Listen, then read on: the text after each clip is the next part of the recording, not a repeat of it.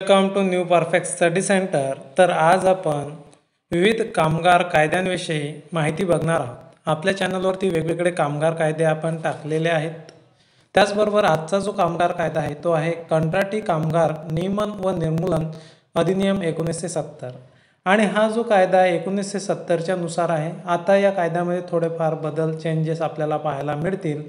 तर आपण 1970च्या बेसिसवरती हा कायदा बघत आहोत. मग आता उद्देश काय आहेत? एखादा जर समजा कामगार कंत्राटी जर लागला तर त्याला कोणकोणत्या सोयीसुविधा असतील किंवा कोणकोणते त्याच्या मनामध्ये प्रश्न आहेत, त्या प्रश्नांचा तोडगा या कायद्यांच्या मधून निघू शकतो.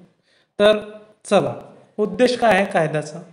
काही आस्थापनांमधील कंत्राटी कामगारांच्या नोकरीचे नियमन करून काही आस्थापनांमधील नियमित कामावर कंत्राटी कामगारांना ठेवण्याविषयी तरतूद करणे हा या कायद्याचा उद्देश आहे. आता कंत्राटी कामगार कायदा कोणकोणत्या आस्थापनांना लागू होतो, त्याच्यामध्ये कामगारांची संख्या किती असणे अत्यावश्यक आहे ते सुद्धा आपल्याला यामधून समजून येणार आहे. हा कायदा कोणाला लागू होतो? ज्या उद्योगात धंद्यात 20 किंवा त्यापेक्षा जास्त कंत्राटी कामगार कामाला असतील, त्याचप्रमाणे ज्या कंत्राटदाराकडे 20 किंवा त्यापेक्षा जास्त कंत्राटी कामगार कामावर असतील त्या सर्वांना हा कायदा लागू होतो. सर्व धंद्यांना हा कायदा लागू होतो का? यामध्ये दिलेलं आहे ज्या धंद्याचे काम अधूनमधून चालणारे किंवा पार्ट टाइम चालणारे असेल किंवा 2-3 महिने चालेल आणि ते बंद होईल तर अशा संस्थांना तो लागू होणार नाही. नैमित्तिक स्वरूपाचे असेल त्या धंद्यांना हा कायदा लागत नाही. नंतर 3 नंबरचं अधूनमधून चालणारे काम म्हणजे काय, त्याची व्याख्या दिलेली आहे. जे हंगामी काम चालते व जे काम वर्षातून 60 दिवसापेक्षा जास्त काळ चालत नाही, तसेच 12 महिन्यात 120 दिवसापेक्षा कमी काम चालत असेल असे काम अधूनमधून चालणारे काम होय. नंतर 4 नंबरचा प्रश्न आहे, या कायद्याखाली मुख्य मालक व कंत्राटदारांची कर्तव्ये काय? आता त्यांची जी कर्तव्य आहेत ते त्याच्यामधून आपल्याला पाहायला मिळतात. मुख्य मालकाने सहाय्यक कामगार आयुक्त यांच्याकडे रीतसर अर्ज करून आस्थापनेची नोंदणी करून घ्यावी व कंत्राटदाराने सुद्धा परवाना घ्यावा लागतो. यासाठी ठराविक शुल्क आकारले जाते. मुख्य मालकाने घेतलेली नोंदणी रद्द करता येते काय? आता जे काही नोंदणी आहे, आपल्याला आस्थापनेची नोंदणी करावी लागेल कंत्राट कामगार ठेवायचे असतील तर. मुख्य मालकाने घेतलेली नोंदणी रद्द करता येते का? होय. तर जे नोंदणी आहे ते रद्दसुद्धा करता येते. खालील कारणासाठी मुख्य मालकाची नोंदणी रद्द करता येऊ शकते. दिशाभूल करून किंवा काही माहिती दडवून नोंदणी घेतली असेल, इतर कोणत्याही कारणामुळे नोंदणी निरुपयोगी किंवा निकामी झाली अशी सहाय्यक कामगार आयुक्त यांची खात्री झाल्यास. कंत्राटदाराने घेतलेला परवाना रद्द करता येतो काय?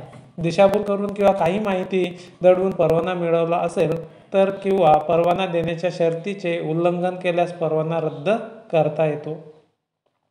7 नंबर, कंत्राटदारास दिलेला परवाना कायमस्वरूपी असतो काय? तर हा परवाना कायमस्वरूपी असतो की त्याला कोणती तरी लिमिट असते ते पाहायचं आहे. कंत्राटदाराचा परवाना अर्जात नमूद केलेल्या कामासाठी व कालावधीसाठी असतो. तथापि परवान्याची मुदत संपण्यापूर्वी 60 दिवस आधी म्हणजेच 31 ऑक्टोबर पूर्वी नूतनीकरणासाठी सहाय्यक कामगार आयुक्ताकडे अर्ज करणे आवश्यक आहे. कंत्राटी कामगार कामावर ठेवण्यास मनाई करता येते काय? शासनास खालील परिस्थितीत कंत्राटी कामगार पद्धतीवर बंदी घालता येते. कंत्राटी कामगारांच्या सेवा शर्ती व परिस्थिती समाधानकारक नाहीत. कंत्राटी कामगार करीत असलेले काम उद्योगासाठी आवश्यक आहे की प्रासंगिक आहे. काम कायमस्वरूपी आहे. कंत्राटी काम नेहमीच्या कामगारांकडून करून घेतले जात असल्यास या कामासाठी पूर्णवेळ काम करणारे बरेचसे कामगार कामाला ठेवता येऊ शकतात किंवा नाही. तर आता आपल्याला इथं पाहायलाच मिळते जे काही कंत्राटी कामगार राहतात त्यांना पेमेंट किती असते आणि त्यांच्या हातात किती पडते, यामधले जे काही दलाल आहेत तेच आपल्याला पैसे खाताना याच्यामध्ये दिसतात. कंत्राटी कामगारांना कोणत्या सोयी सवलती दिल्या पाहिजेत? आता कोणकोणत्या सोयी सवलती असतात कंत्राटी कामगारांना ते पण याच्यामध्ये आपल्याला दिलेलं आहे. कंत्राटदाराने कंत्राटी कामगारांसाठी कॅन्टीन, विश्रांती कक्ष, संडास मुतारी, पिण्याचे पाणी, धुण्यासाठी जागा, प्रथमोपचाराच्या पेट्या यांची व्यवस्था करावी. कंत्राटी कामगारांच्या पगाराबाबत कोणाची जबाबदारी आहे? आता जे काही पेमेंट आहे ते कोणाची जबाबदारी आहे? त्यांचं पेमेंट अदा करण्याची.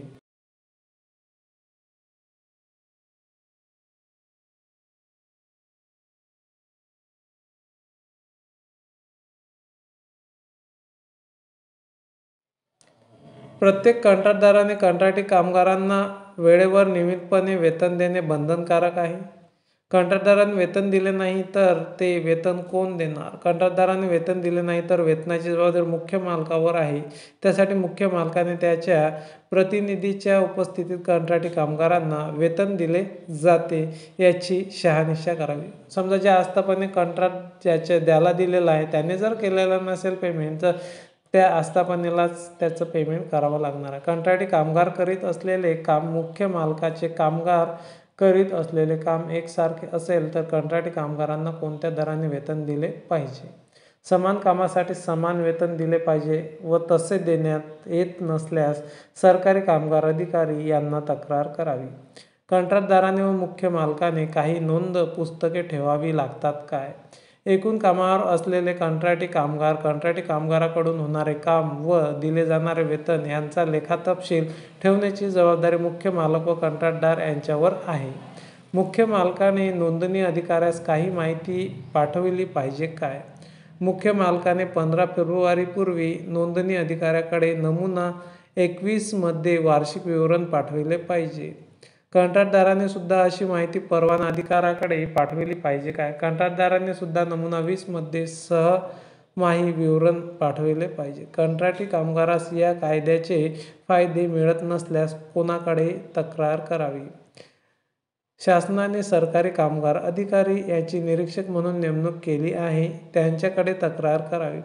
या कायद्याच्या तरतुदीचा भंग केल्यास काही शिक्षा होते काय? निरीक्षकास त्याच्या कामात अडथळा केल्यास किंवा मागितलेली कागदपत्रके सादर करावयास जाणून बुजून नकार दिल्यास 3 महिनेपर्यंत तुरुंगवास किंवा 500 रुपये दंड होतो. तर आता याच्यामध्ये वाढ झाली असू शकते. या कायद्याच्या व नियमांच्या तरतुदीचा भंग केल्यास 3 महिनेपर्यंत तुरुंगवास किंवा 1000 रुपये पर्यंत दंड होऊ शकतो व दोषी ठरल्यानंतर अपराध चालू ठेवल्यास प्रत्येक दिवसाला 100 रुपये प्रमाणे दंड होऊ शकतो. आता कंत्राटी कामगार अधिनियम, नोंदित आस्थापना परवाना तसेच कंत्राटी कामगार याबाबतची माहिती हे जे 1997 पर्यंतचे आपल्याला जे काही आस्थापना आहेत त्यांना किती परवाना दिलेले आहेत हे आपल्याला इथून पाहायला मिळते. ही जी माहिती आहे डिसेंबर 1997 अखेरपर्यंतची माहिती इथं दिलेली आहे. आस्थापनांची संख्या 1997 नुसार 4373, कंत्राटदारांची संख्या आहे 16948, एकूण कामगारांची संख्या आहे 4,36,461. हे महाराष्ट्रातील माहिती आहे. तर आता या संख्येमध्ये दुप्पट किंवा चौपटीने वाढ झाल्याचे आपल्याला पाहायला मिळेल. तर अशाच प्रकारच्या नवनवीन अपडेट बघण्याकरता आपल्या चॅनलला लाईक, शेअर आणि सबस्क्राईब करा. धन्यवाद.